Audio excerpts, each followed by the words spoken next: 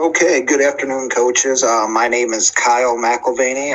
I'm an assistant football coach at St. Mary Catholic Central High School in Monroe, Michigan. Today, I'm going to be talking about play calling and developing an if-then sheet for your offense. Just before I proceed, just thanking Coach Bandstra for having me on today. If you haven't already, make sure you bookmark and subscribe to his YouTube channel. He's putting out a lot of great content during these crazy times, full of high school and college coaches, and it's just a great free resource to help you. So just a little bit about my philosophy. Having been an assistant coach, having been a head coach, you start to, and doing this for a while, you start to develop your own philosophy on things. And mine comes down to this: it's faith, family, and football.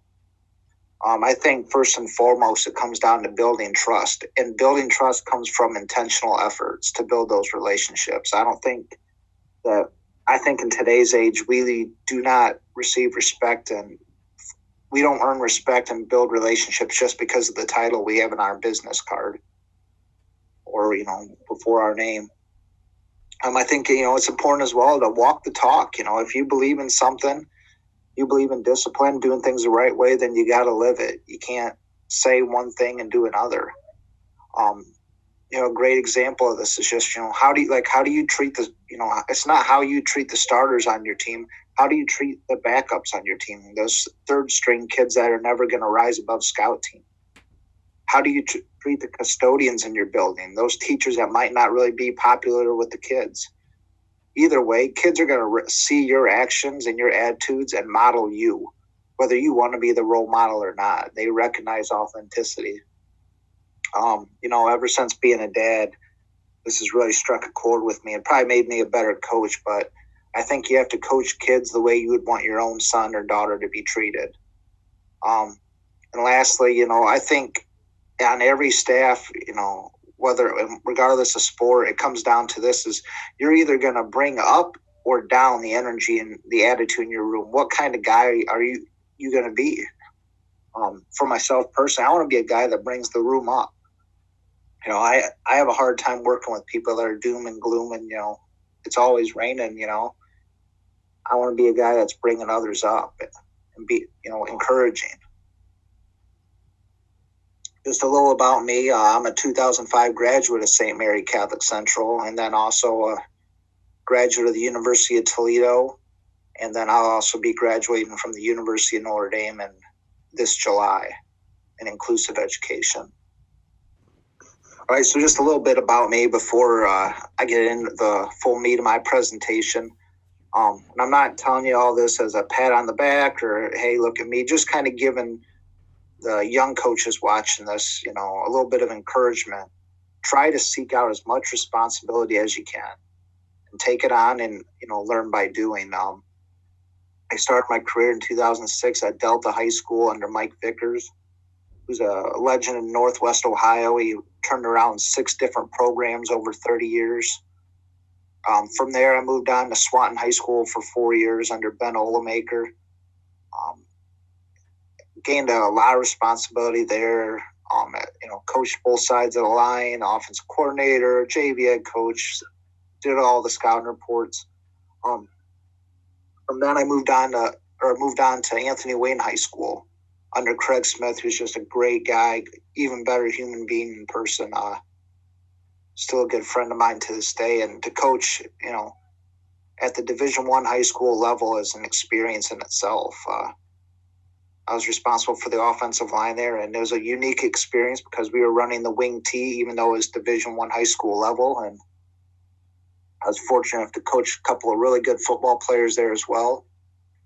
From then, I moved on to being a head football coach at Dundee High School in Southeast Michigan. I was lucky in 2016 to be selected to the AFCA 30 under 30, back when it was still 30 under 30. I was one of 3 high school coaches in the country at the time. I think it's important to emphasize, too, we strived to be team academic all-state every season. Those wins and losses on the field are important, but I think it's, in the long run, in the big scope of life, it's important to make sure that they're successful in the classroom as well. We also qualified for the Division V playoffs in 2019 after missing out on one playoff point or less in 2015 and 2018. We were also honored by the State Coaches Association in 2016 and 2019 for our community service efforts. Currently, as of March 1st, I'm back on staff at my alma mater as the special teams coordinator. I'll be working with the offensive line. And I'll also be directing our Victory Day, or we're calling it One Team Day, which is a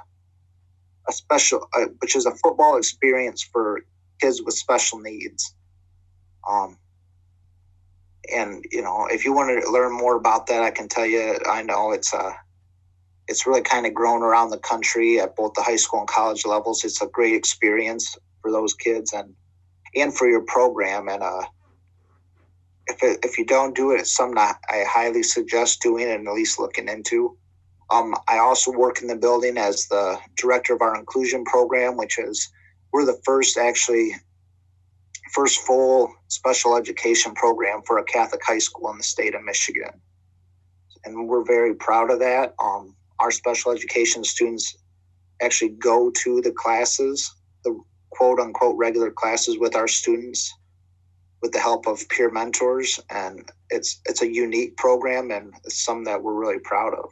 Anyway, going on to the presentation. One of the things I want to talk about is scouting reports. So, if you're an assistant coach, I think it's important, especially as a young guy, to nail down 2 or 3 areas where you can really be value added to your program and be the best at it.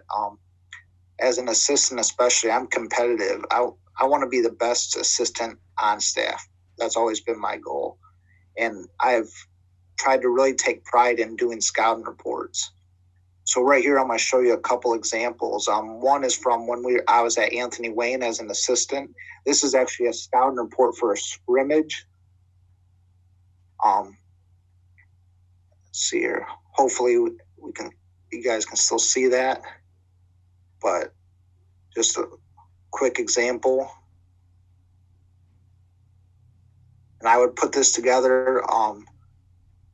Sometimes depending on the staff, we would have assistant coaches send in information, and then I would put all this together, and we'd have them copied Sunday night or Monday morning and given to the kids on Monday. This is for our 3rd scrimmage, which is more of a preseason type game.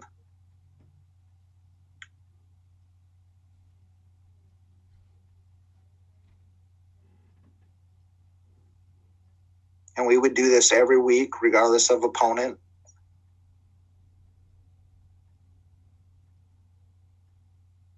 Our pass protections. Maybe some adjustments on a play. And also a quick little homework assignment that they would do to make sure that they were reading this. So that's when I was an assistant at Anthony Wayne. Here's an example of a scouting report it was my last regular season game as a head coach this past season against Hillsdale High School. Very good program. I put together the game notes for the week. And a lot of these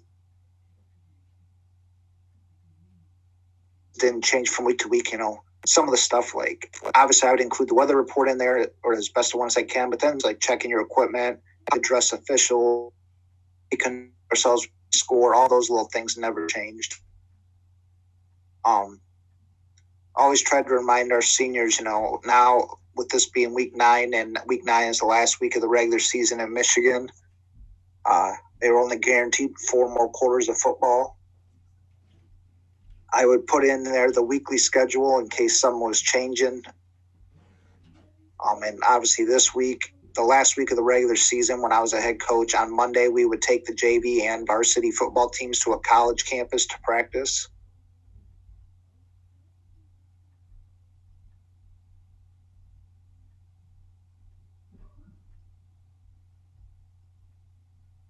These are just defensive alignments. to all of our base formations. And if you want copies of any of this, I'll gladly email it to you after. I'll have my contact information at the end of this slide. Again, these are just different alignments to formations. These are some wrinkles that we might have put in for the game.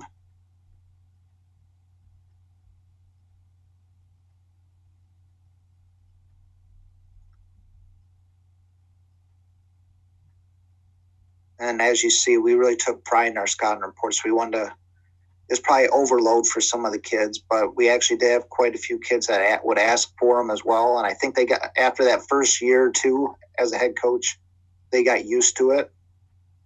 Defensively, we would give them more of the huddle breakdown, and then they would receive a defensive packet from our defensive coordinator on Tuesday. It was more handwritten.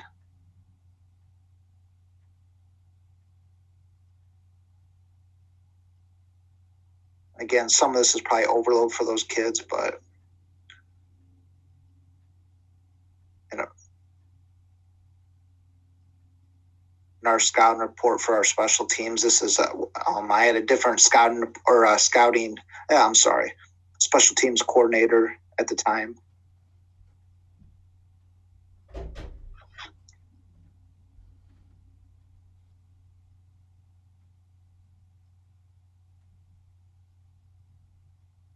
Finish up with our block.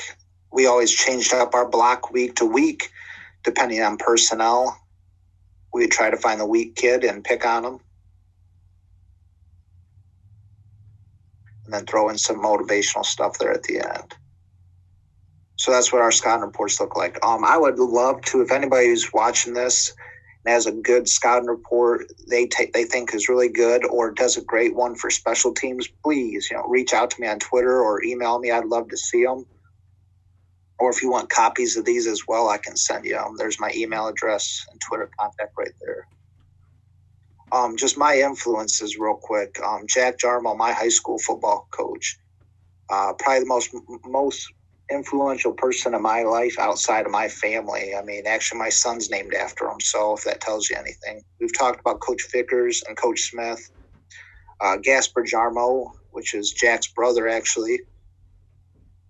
And he was a former head coach at Dundee and Byron Center in Michigan, an assistant at other schools. And unfortunately, he passed away from cancer in early January. But he's very influential on me, especially being a young head coach. Coach Tim Spees, who's been a 30-year coaching veteran in both Ohio and Michigan, one of the sharpest X's and O's guys I've ever met. Ben Olemaker, who's former head coach at Swanton and another veteran coach in Ohio. I mean, and there's been other coaches throughout the years and books. I try to read 100 books a year. Not all football, but just always, trying to reach and search for knowledge. Like I said, those are some of my guys that have influenced me over the years. And I think it's important, I put this in there just to really emphasize to younger coaches watching this, and even, young head coaches, find mentors. Books are great, clinics are great and all that, but nothing can replace a mentor. And if you're fortunate enough to find some guys that can help you out and show you along the way, you're really going to be better off in the long run. So what we're talking about, if-then sheets and play calling and all that. This was a picture from the NFL draft, I believe, the Chicago Bears head coach in his basement or whatever. Actually puts all of his call sheets on his wall, and I don't know how you could actually read through all those call sheets. The goal for me always was try to shrink down the menu on game day. Just some thoughts as being an offensive coordinator or play caller. A lot of these come from my high school head coach, and also hearing Paul Johnson, the former Navy and Georgia Tech, Georgia Southern head coach. Just some lessons. If I didn't know the answer for the problem without looking at a piece of paper, I didn't run it. If I had to look at a piece of paper to figure out what to do next, it probably means I had too much in my offense. And also another thing is, the more we add to the offense, the more we have to take out. The kind of the analogy of you're watering down the Kool-Aid, the more you add. I heard Paul Johnson say this in a clinic. When we looked across the sideline and saw the head coach or the offensive coordinator with his head buried in his massive play call sheet, we knew we had them. And he also said, any offense can be successful if you know it well enough. For us, we wanted to be able to fit our offense and adjustments on a 3x5 note card.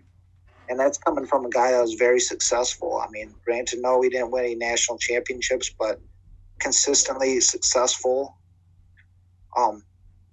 Another thing, too, and I came across this probably, 8-9 years ago, in an NFL study conducted by Larry Zierlein. He's a longtime college NFL offensive line coach, over almost 47 years. And he did a study, I believe it was a 7-year study. And he found that if you did not run a particular play call at least 3.4, so really 3 or 4 times a game, it was not even worth installing or practicing. And that's with a 60-minute, NFL contest, 15-minute quarters. So think about, at the high school level with 12-minute quarters.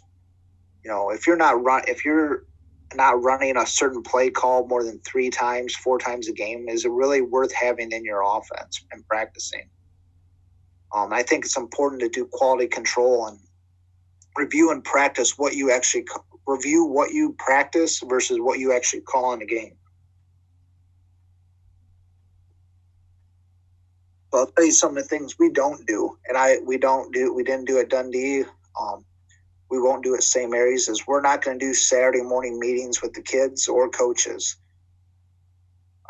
We're not going to spend all Sunday game planning. We meet for 2 hours on Sunday mornings, and that's it. We trust our coaches to do their job through Huddle and be ready to go. We didn't at Dundee, and we won't at St. Mary's force kids to watch every single snap of the previous game. We really rely big on creating playlists. And we never went more than 25 minutes. Usually 20 minutes was enough. If we did, we always made sure to bring them some kind of food, even if it was granola bars, protein bars, something. The other thing is forcing kids to watch every single snap of an upcoming opponent. Again, create Huddle playlist. When we were at Dundee, we would actually do it after practice on Wednesday nights. We would offer a film session. We'd do a playlist, and we would order in pizza.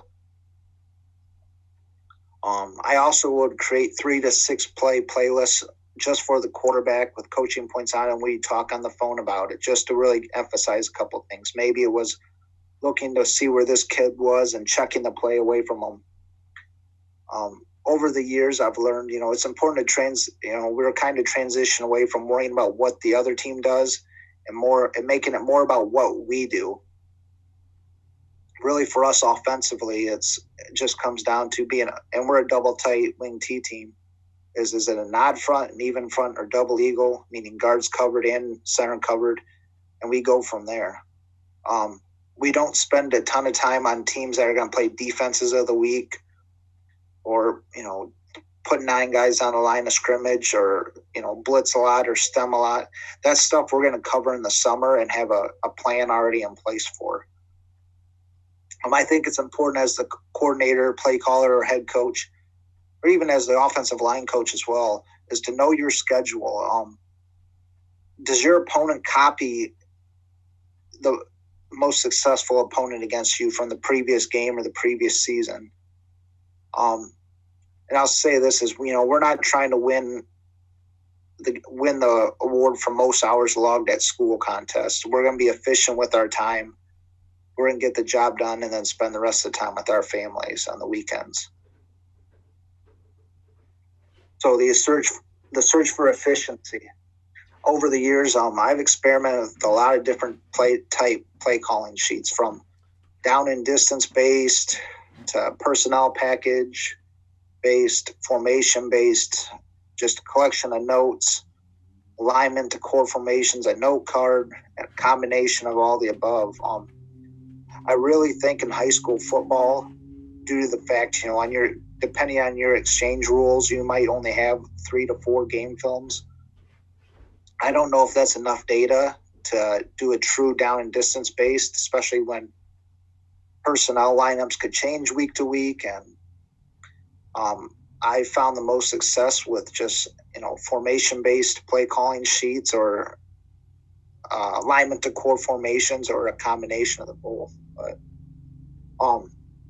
so play calling and game planning isn't an art or a science. You have to ask yourself, are you going to go by data or by feel? I think either way, whatever you decide, it comes down to how well you know your system. Based on the limited amount of time we have week to week in the regular season, for myself, I was always searching for a better way of game planning and in-game calling, especially. So the last 5 years as a head coach, calling plays from the sideline obviously changes things. We had if-then sheets, which I'll show you in a little bit here, but those were only for the coaches in the box because I didn't want to have to go through a whole different stack of plays. And also as the guy, the coordinator and the play caller, I think that I should have those memorized. The play calling sheet I did use, I would list all of our formations with every play call out of each. And yes, it's more the positives of that as menu-like, and it shows you everything you have to use, and it can highlight favorite plays. But I think on the negative side, it can be information overload, and it doesn't always take into consideration any personnel mismatches or what you've repped most that week. I would also include notes on it, like, example, the defense will line up in this front inside the 20 in short yardage, so run T, 48 toss, or counter the boundary. Or I also would include our favorite paired play calls for the night. Sometimes we would call 2 play calls in one. So example, doubles, 34 belly check rocket.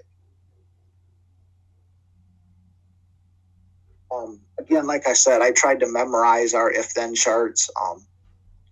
Our play call sheet was a 2-sided Word doc and a sheet cover, so I could take it out and make notes on it as need be. To be honest with you, I really didn't look at it as much during the game in the season, especially as the year went on, unless I found ourselves stuck and searching for answers. And at that point, if I'm searching for answers on a play call sheet, we're probably in trouble. I would email our entire play call sheet to the staff by Thursday morning with notes for each coach on game night. I tried to keep these notes consistent from week to week. Like, I would have one coach watching the safety rotation on plays with motion, keeping an eye on the back judge for time. Our defensive coordinator would also have his call sheet out Friday morning. And our special teams coordinator, he would have his final depth chart for the week finalized Thursday night after practice. One thing I can say I honestly regret is not putting together a call sheet and an if-then chart for special teams. Going forward now as a special teams coordinator, that's something I'm working on and developing is an if-then sheet, a true call sheet for special teams in addition to our depth chart. So what you see here on the screen is a copy of our call sheet from one of our games from last year. And really it's just listing it out by formation, some must calls based on film, and some notes. As here is nothing fancy. It's not sophisticated or color coded.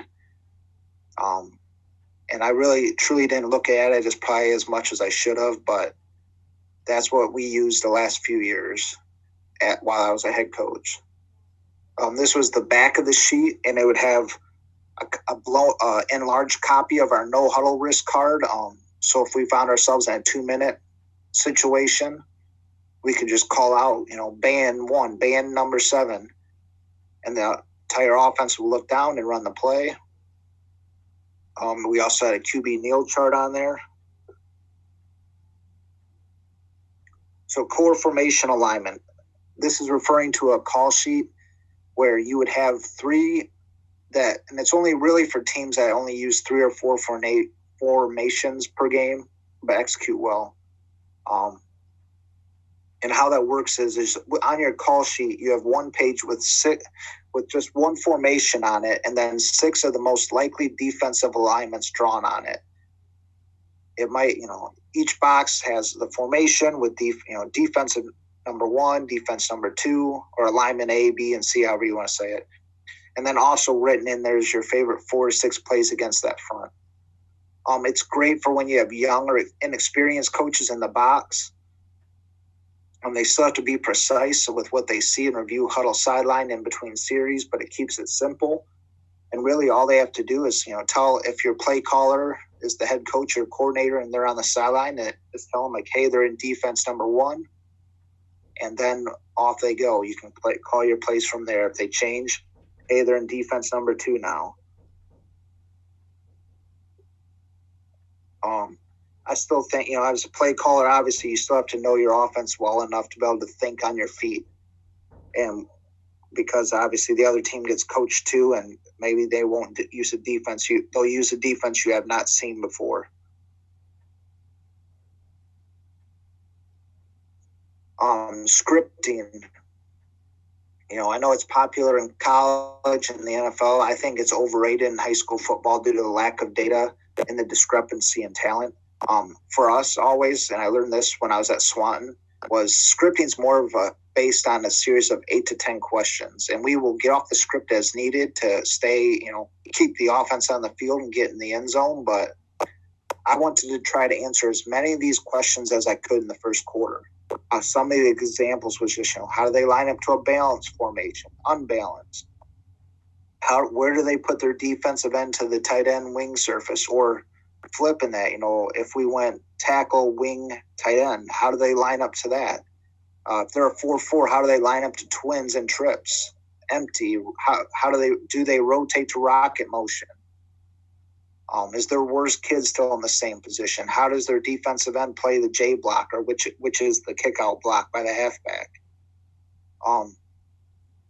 How do they react to a trade or a formation shift? Do they jump on 2? If we shift to a tiger, which is a double tight gun quads formation or empty, who's going to be misaligned? And then does the play side linebacker cheat to when we shift our fullbacks to a strong set or shift them to a wing position? Those are just some of the sample questions we come up with out of a wing T offense. So series if-thens, these are the ones I'm going to go through. The Rocket series, and this is what we would run out of the Rocket series. Jet series, we did not really run much at Dundee, but we did a ton at Anthony Wayne. And then obviously the Power series from the T. Another thing I think it's important as your game planning is to create an attack chart. So what you'll do is you'll draw up your formation and then draw up the defense. The defense you're going to see on Friday night in a different color, just like this. So, for example, say you got a 4-4 over. Again, this would be like red formation for us. So there would be a split end to the left here. Then we would write in what plays we really like. So, and that just kind of helps set the play calling sheet for us.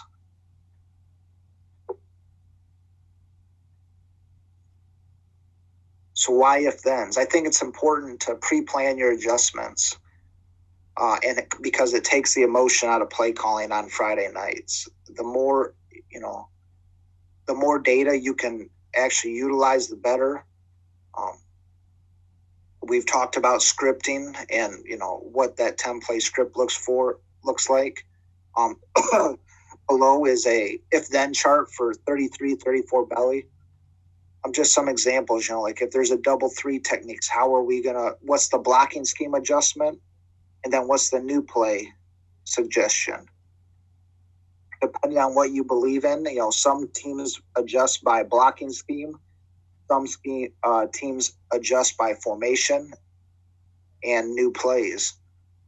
Like linebackers walking up to the B gap. Okay, how are we going to run belly? Well, we can run as is, or that we can run a new play. If they're blitzing every play here, this is our blocking scheme adjustment. And then our new play suggestions like rocket or fullback middle screen or belly keep pass or fullback toss. If the defensive line's pinching B gap, we can X call it or go on 2 or first sound. Or a new play would just be a C or D gap run or a fullback toss. Again, the goal of all this and your if-then sheets is to keep it simple, to the point, and reduce reaction time. We want to take emotion out of play calling on Friday nights and make these decisions before we step on the field. or step in the box.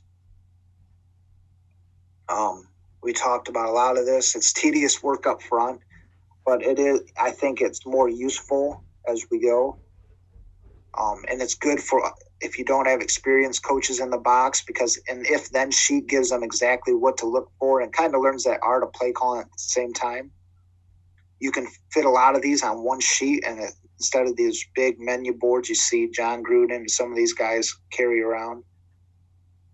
But I think system-based offenses like the wing T or the flex bone were made for this kind of stuff. It's an if-then, they do this, we do that kind of system. But you do have to decide, are you going to adjust by formation, new play, blocking scheme, or a combination of all? And I think really it's going to change year to year based on your talent and the experience of those kids. So, for example, the Jet series, this is a screenshot of Anthony Wayne versus Maumee in 2011. Maumee was very well coached at the time and I believe they made the playoffs this year. John Bowles did a great job coaching them through the years, and they read guards. They're well coached and talented. They never changed their alignment. They always lined up in this alignment to double tight, so we knew exactly where they were at all times, and that made our attack chart really easy. So just some of the different if-thens for jet sweep. If linebackers are reading guards, our blocking scheme adjustment is to keep the guard in and send them right to linebacker. But also a new play would be influence trap or jet reverse. So I'm not going to read through all these, but, for example, some of the common reactions, like a play side corner blitz to jet sweep. We're going to crack stalk or bring our split end in, or we're going to go ends over, or we're going to shift the fullback over the play side tackle, or we could just run belly or down as well. Another common reaction for defenses was linebackers to try to blitz the B gap and catch the jet back in the backfield. If that happened, we either had a stay call for the back or a play side guard, or we would go on a silent count and just go on go and quarterback's footwork or heel, or quarterback sending him in motion with his heel. Or we would run a new play like trap or rocket, or trap opposite, which is jet motion one way and running trap away. And these are just some of the other different defensive reactions, blocking scheme adjustments, and new plays. Just some of the lessons learned running jet. I think it's important. You have to be able to run jet without a quarterback cadence, because otherwise teams are going to try to time up to blitz play side B or C gap. Make sure you're putting your core plays on a stopwatch.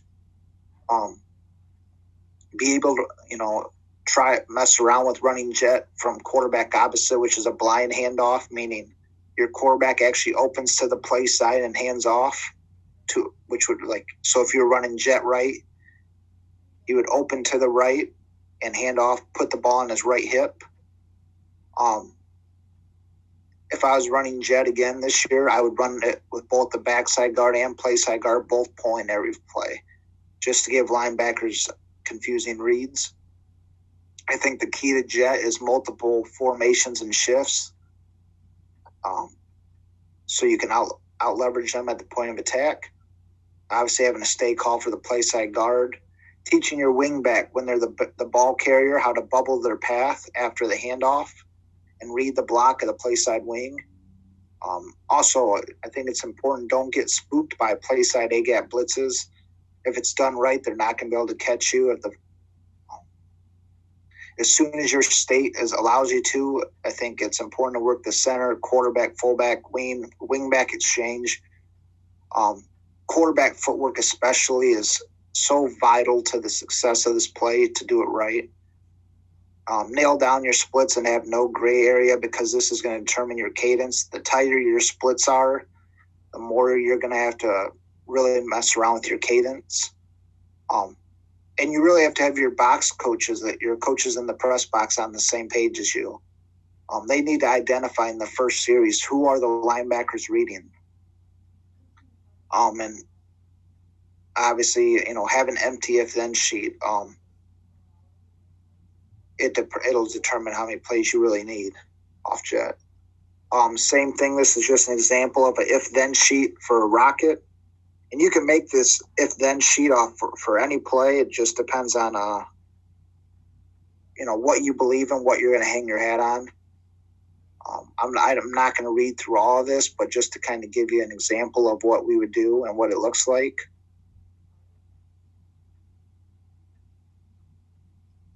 Just some Rocket Series lessons learned running this 9 years now. Have a check with me system that allows you to check from rocket to belly and vice versa. If I was running rocket again, I would install midline, whether you block it like wide trap without a polar or block it like power without a polar to keep it simple. Study the Herschel Moore and Wes Elrod series, or the Roger Holmes stuff on Coach Tube is pretty good as well. Definitely have to install a blocking scheme system for blocking the perimeter on rocket, whether you use a count system and go clockwise or counterclockwise. Whatever you do, just keep it simple. Find a mentor too. Reach out to those guys that have been doing it for a couple decades, because they're going to be better than any clinic presentation you attend. I think it's really important to understand the technique of the quarterback on rocket and where that wingback is supposed to catch the toss, which for us was always really C gap or almost behind the tight end, and the blocking on the perimeter. If you can master those three things, you'll be all right. I think with rocket and jet, you really don't have to major in the entire series. You can get away with running 2-3 plays out of it and then a play action, but you really are going to get what you put into it. This is just our power series. So for us, we really love the fullback trap. And these are different adjustments we would use for teams trying to take it away. Whether it's blocking scheme adjustments, and we have quite a few of those, or new plays as well. It just depends on what you believe in and the kind of, really the experience of your kids as well. Some of the defensive reactions we see to takeaway trap. Obviously reading guards is most common. The corners creeping up during the quarterback cadence and trying to catch it, but even though it usually doesn't work. Linebackers blitzing A gap or double A gaps or B gap, or slanting to the field. The other most common is reading the quarterback's face mask. Whichever way he opens, the linebackers will fill opposite. But we have both blocking scheme and adjustments and new plays. And also, I think it's important to make sure you go on multiple snap counts to take care of those issues as well. Just a couple resources for people out there, especially if you run the wing T. I highly recommend the Dennis Crehan books. He has a quarterback syllabus and play calling manual. He also has a couple books called Installing the Wing T, Volume 1 and 2. There's also an older book by Tubby Raymond called The Delaware Wing T Order of Football. You can probably find the PDF version of it out there on the internet now. Everybody knows about the Bill Walsh Finding the Winning Edge book. Sometimes they sell it at the Glazier clinics for the original cover price of like $30 and not these $100, $200 prices. I suggest you just use interlibrary loan before you pay that much for it. And all these books too are really just give you organizational ideas and different ideas how to organize your call sheet and practice planning and game planning.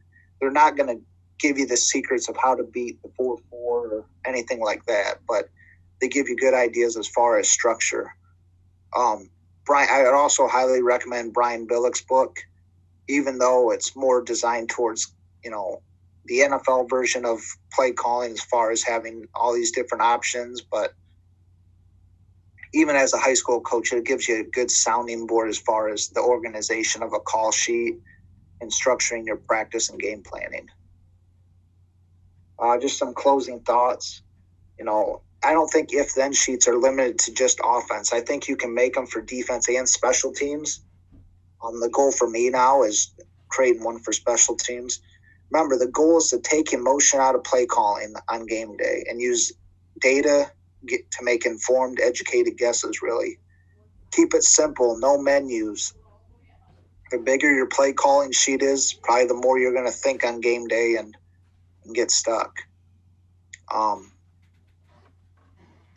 Putting when to use timeouts and 2-point conversion charts on there are helpful as well. And use the back of it to put your depth charts on there.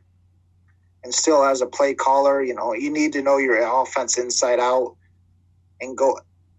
Now's a great time of year to go through every scenario and keep a file of each game plan and scouting report, and then put down some post-game notes for the future. Just that general Patton thought of there is no new battles. That was always General Patton's big thing. He always learned from past battles. Let your assistants help you create these if-then charts. It gives them input and also helps them learn the offense as well. If you're a young coach, assistant coach, and you have the opportunity to call plays at the lower levels, take it.